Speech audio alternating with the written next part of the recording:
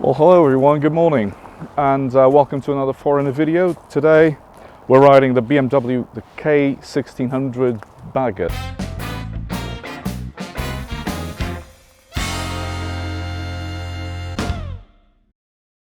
This is the 2022 model bike, and it comes with a few changes together with its other three siblings, the K1600 GT, the K1600 GTL, which are both the touring versions, where the GTL has the extra top box, got the it's got standard, has the audio system, which the GT does not have, but otherwise they're the same bike. And then we have the Bagger and we have the Grand America, which it's the more of American kind of cruisy type bike.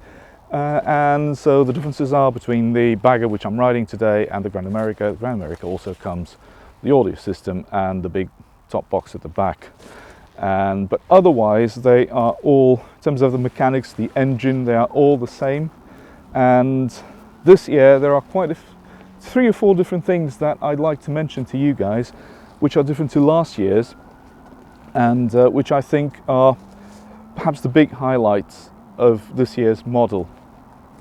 And so let's start with the engine. The engine still produces the same 160 brake horsepower, but on this year's version, which is Euro 5, that's the big change to the engine, the inline six-cylinder, 1,600 cubic centimeters.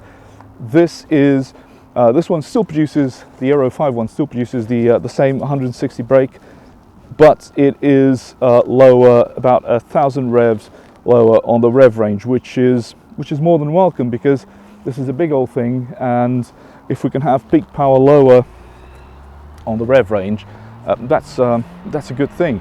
But mainly, having made it Euro 5 and still being able to produce the same amount of power, lowering it on the rev range, that's quite a feat for this bike. And it is a big bike, 370 something kilograms, but yeah, it rides very well.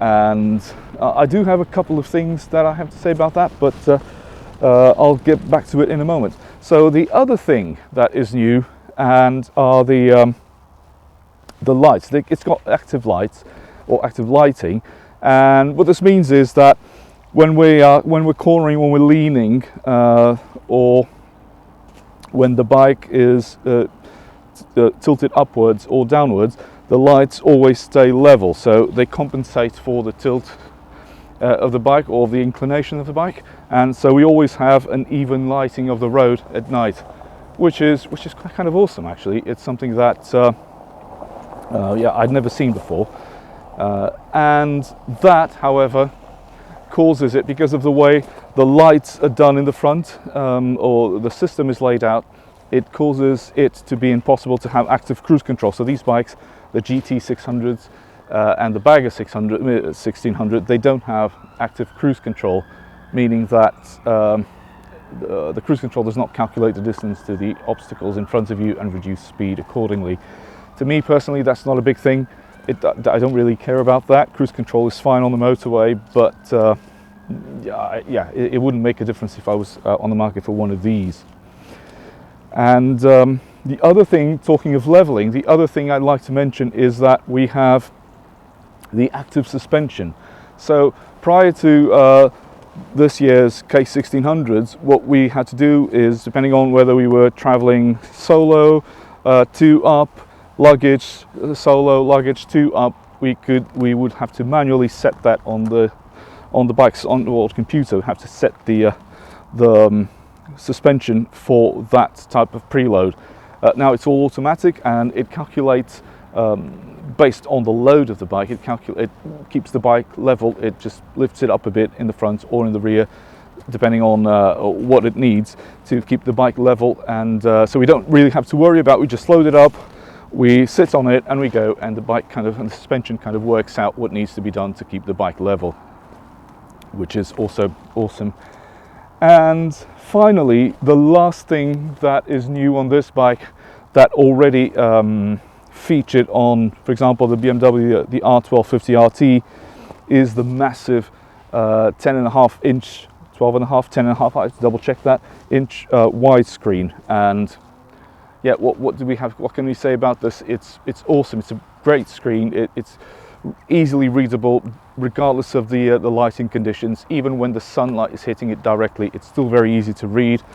And basically you have access to all of the bike's features, functions, settings, everything, connectivity, GPS, everything from that screen, and using the buttons on the handlebars.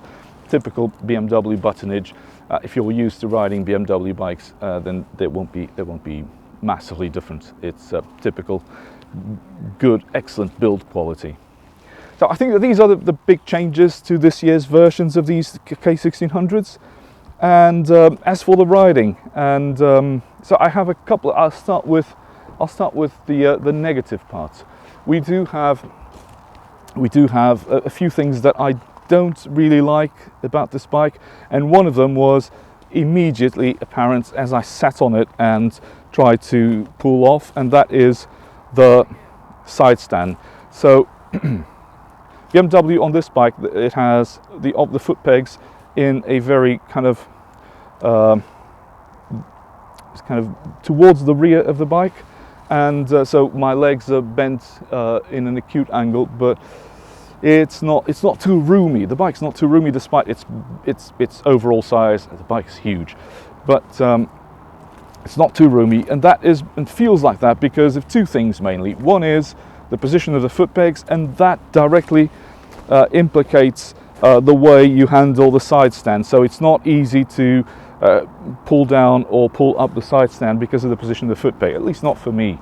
And then the other thing is the footrests on the front. It's something I could easily do without. I don't really like them. I don't like the way they look on this bike, and I don't really use them at all because, if anything, because the engine is, they're right next to the engine case, and the engine is so wide that you need to open up your legs.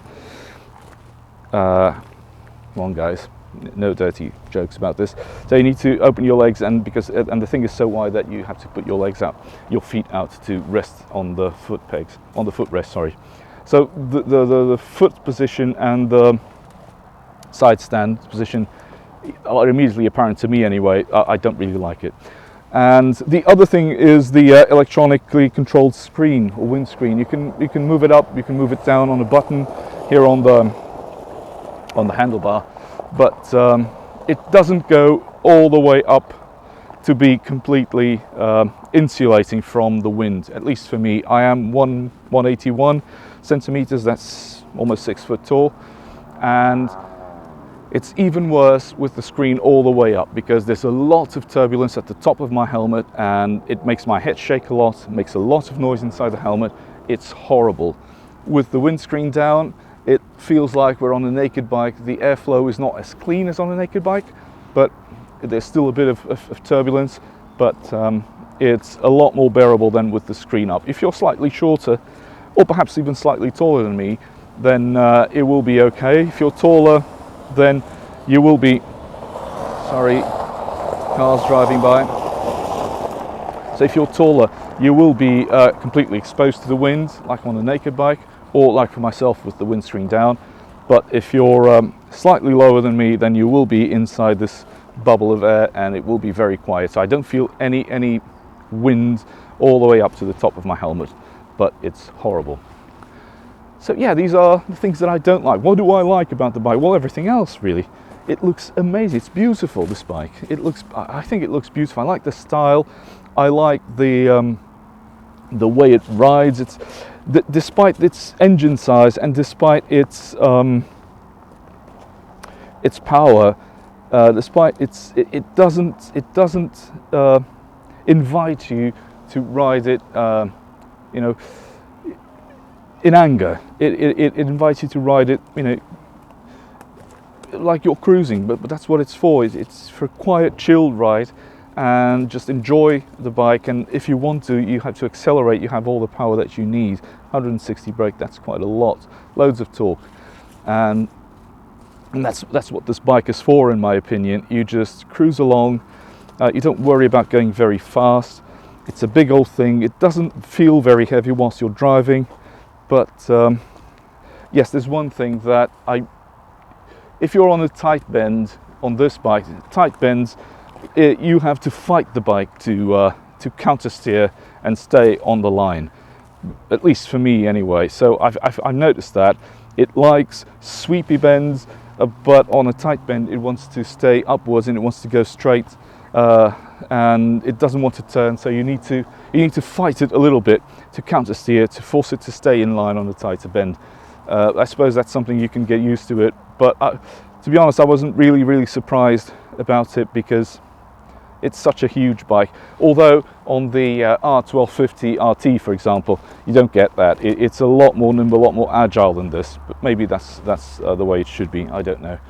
And yeah, that's it. It's such a beautiful bike to ride. Such a beautiful bike to look at. Such a beautiful bike to have in the garage. I wish I could afford one.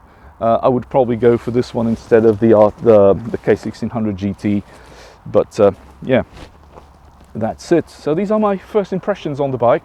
I hope you've enjoyed the video, and I hope to see you soon on the next one. Cheers, bye bye.